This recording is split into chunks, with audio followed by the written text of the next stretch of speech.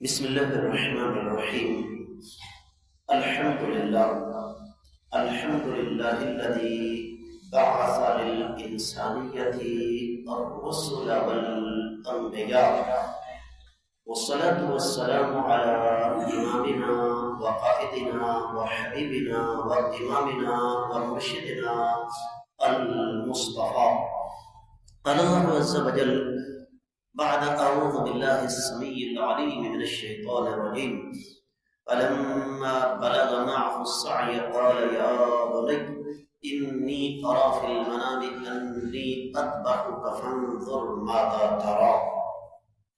آج ماہ سیام، ماہ رمضان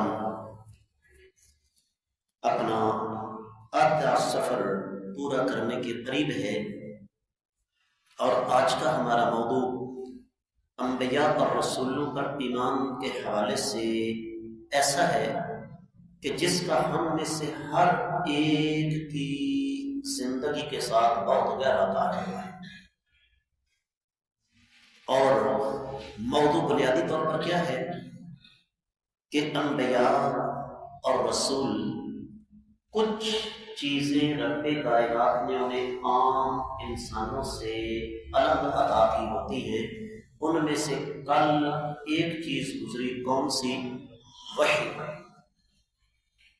آج ہم دوسری چیز پر بات کریں گے، اور وہ بڑی دلچسپ چیز ہے کہ انبیاء اور رسولوں پر رب کائنات کا یہ خاص فضل و کرم ہوتا ہے کہ ان کی آنکھیں سو رہی ہوتی ہیں، دل جاگ رہے ہوتے ہیں۔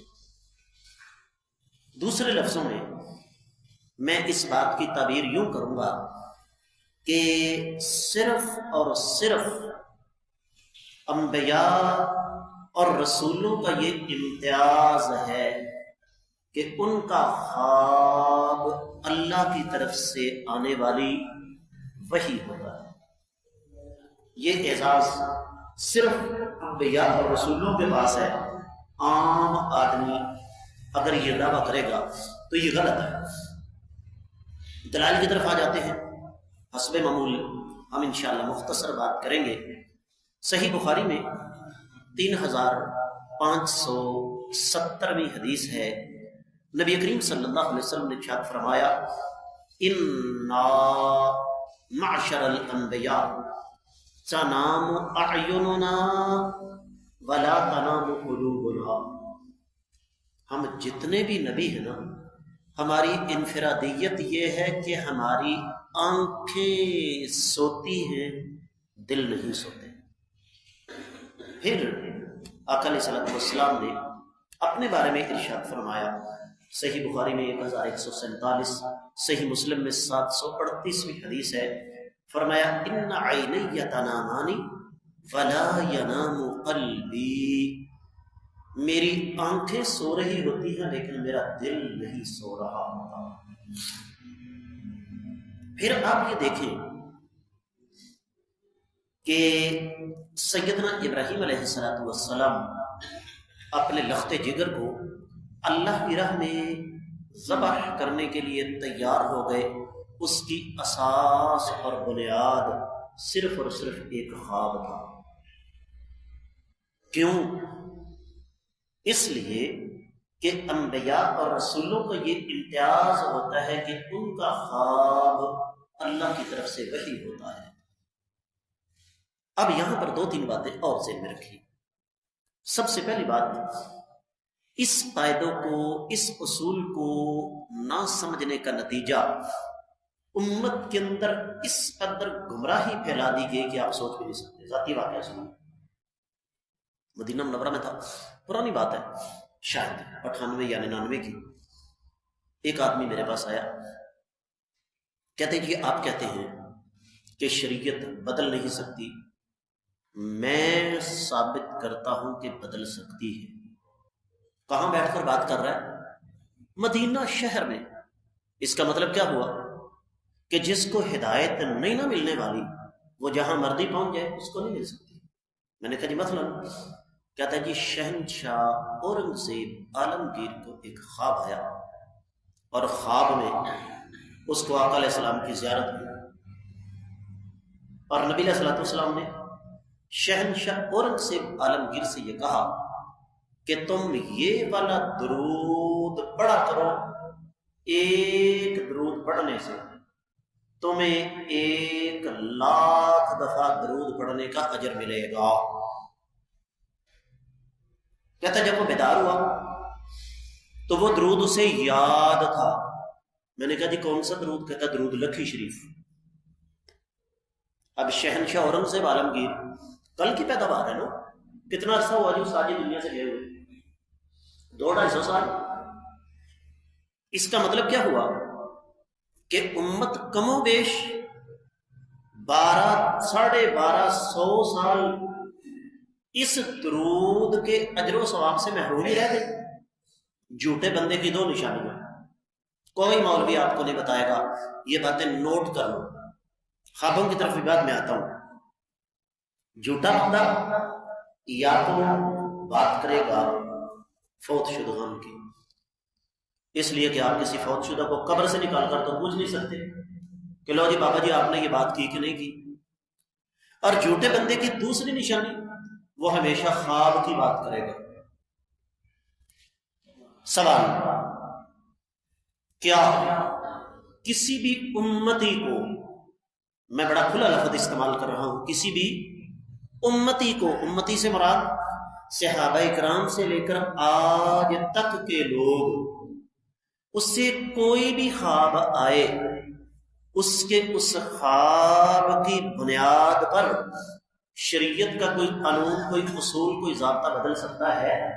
کبھی سوال ہی نہیں پیدا ہوتا۔ سیدنا ابراہیم علیہ السلام کو خواب آ گیا، میں اپنی قیمتی ترین چیز اللہ کی بارگاہ میں قربان کر رہا ہوں، ذہن میں خیال آیا کہ میری سب سے قیمتی متاع کیا ہے؟ میرا بیٹا ہے۔ قرآن نے سورہ صافات میں اس واقعے کی پوری تفصیل سے بیان کیا۔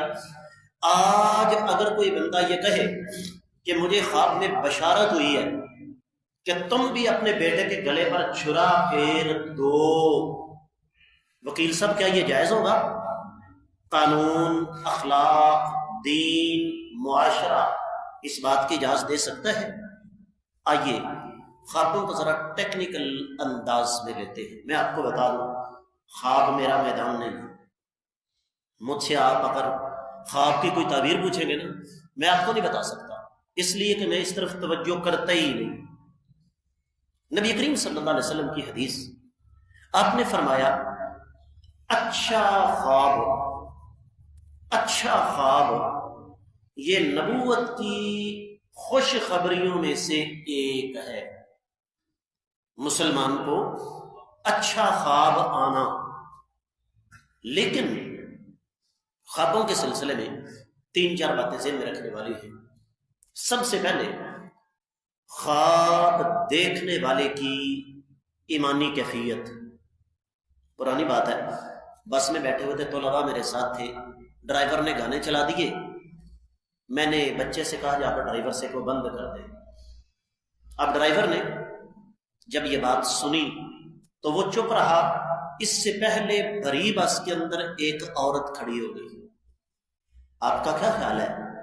باحیا، شریف، نیک، خاندانی عورت بھری بس کے اندر کھڑی ہو کر کسی کے ساتھ جھگڑا کر سکتی ہے؟ اس کے الفاظ سنیے، کہے اس نے پنجابی میں اردو میں دہرا رہا ہوں، اوے مولوی تجھے آج تک حضور پاک کی زیارت ہوئی ہے؟ بچے نے کہا نہیں۔ کہنے لگے مجھے 7 دفعہ ہو چکی ہے۔ چہرہ اس کا میک اپ سے لتڑا ہوا، پردے سے عاری، اس کا انداز یہ بتا رہا تھا کہ ساری زندگی اس نے کبھی نماز، اور دعویٰ کیا کر رہی ہے کہ مجھے نبی علیہ السلام کی کتنی دفعہ؟ 7 مرتبہ زیارت ہو چکی۔ تو پہلی چیز خواب دیکھنے والے کی ایمانی کیفیت۔ دوسری چیز خواب دیکھنے والے کی ذہنی کیفیت۔ آپ اس بات کی شہادت دیں گے کہ بسا اوقات ہم کسی چیز کو سوچتے سوچتے سو جاتے ہیں، اور خواب میں وہی چیز ہمیں نظر آتی ہے۔ تیسری چیز جو سب سے زیادہ اہم ہے اور وہ ہے خواب دیکھنے والے کی معدے کی کیفیت۔ حدیث آپ کو سنا چکا ہوں، پھر سنا دیتا ہوں۔ نبی کریم صلی اللہ علیہ وسلم نے ارشاد فرمایا آدم کے بیٹے کے لیے چند لقمے کافی ہیں جن کے ساتھ اس کی کمر سیدھی رہ سکے۔ اگر زیادہ کھانا چاہے تو پیٹ کے کتنے حصے کرے؟ 3۔ تیسرا حصہ کھانے کے لیے، تیسرا پانی پینے کے لیے، اور تیسرا سانس لینے کے لیے۔ اپنی ایمانداری سے بتائیے کیا ہماری یہ کیفیت ہے؟ ہمارے تینوں حصے کس سے فل ہوتے ہیں؟ کھانے کے ساتھ۔ سانس نکلتی ہے پھر نہیں۔ اب ایک بندہ رات کے 12 بجے 4 روٹیاں کھا کے، آدھا کلو کڑاہی کھا کے، اوپر سے جناب 1 لیٹر کی پوری بوتل کوک کی پی کے سو جائے اور کہے کہ مجھے خواب میں فلاں بشارت ہوئی ہے، یہ بشارت نہیں ہوئی، شیطان نے اس کا دماغ خراب کر دیا۔ اس لیے جو چیز خصوصی طور پر میں آپ کو سمجھانا چاہتا ہوں، اتنے زیادہ قصے آپ کو خوابوں کے سنائی دیں گے، انسان حیران پریشان رہ جاتا ہے کہ یار یہ دین ہے کہ مذاق ہے۔ اور پھر خواب کا بسا اوقات ظاہری حقائق کے ساتھ بھی تعلق ہوتا ہے۔ میں ذاتی بات کرتا ہوں، پرانی بات ہے، شاید 80 سے بھی پہلے کی، اب تو دور ختم ہو گیا نا۔ اس وقت بجلی کم گھروں میں ہوتی تھی، پنکھے نہیں ہوتے تھے، اور گرمی کے موسم میں عام طور پر کہاں سویا جاتا تھا؟ چھت پہ۔ تو میں نے خواب میں دیکھا کہ میرے پاؤں کو سانپ نے اپنے قابو میں کر لیا ہے، میں ٹانگیں چلا رہا ہوں لیکن سانپ چھوڑتا نہیں۔ آنکھ کھلی تو میرے پاؤں 4 پائی کی رسی کے اندر پھنسے ہوئے تھے۔ یہ تمام چیزوں کو مد نظر رکھا جاتا ہے۔ حاصل کلام یہ ہے، جو چیز اصل آپ کو سمجھانا چاہتا ہوں، کہ نبی، رسول اور عام انسان کی نیند بھی ایک دوسرے سے مختلف ہوتی ہے۔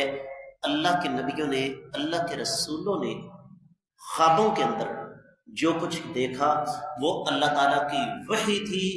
عام آدمی خواب میں کچھ بھی دیکھے گا، اس سے شریعت کا کوئی قانون، شریعت کا کوئی اصول، شریعت کا کوئی ضابطہ، شریعت کا کوئی قاعدہ تبدیل نہیں ہو سکتا ہے۔ یہ انفرادیت صرف اور صرف انبیاء علیہ السلام کے پاس ہے۔ اللہ کی بارگاہ میں ہے اللہ تعالیٰ ہمیں عقیدے اور ایمان کے اس پہلو پر بھی خصوصی توجہ دینے کی توفیق عطا فرمائے۔ اقول قولی ھذا وآخر دعوانا ان الحمد للہ رب العالمین۔